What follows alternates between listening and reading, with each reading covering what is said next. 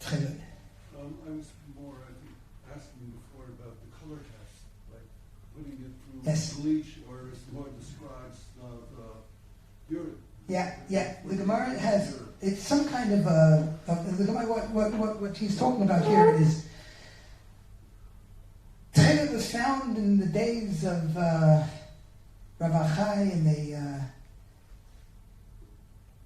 they brought tcheles to one of these Amoreim, and he tested it with a certain test, and it faded. Now there was, in order to understand this, you have to understand there was a fake, fraudulent tchelet that was going around. It was called kala ilan, indigo, and it happens to be that indigo is actually molecularly equivalent to this tchelet, which is amazing. It happens to be, actually, this is even more amazing, there really is no other natural blue dye that you'll find that can be readily made from anything in the plant kingdom or the animal kingdom. Indigo is what it's going to be. It's the only molecule. So if you're going to look for a tchelet that's blue, you're going to be looking for indigo. And the Gemara says, fake tchelet was plant-based indigo. But we don't accept plant-based indigo.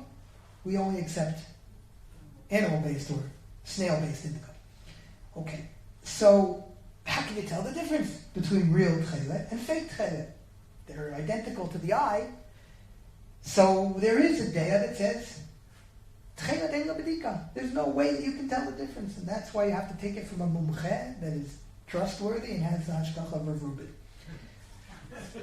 But there was a group, there was an idea within the Gemara that there was ways of telling you how to do tchelet. There were tests that were done.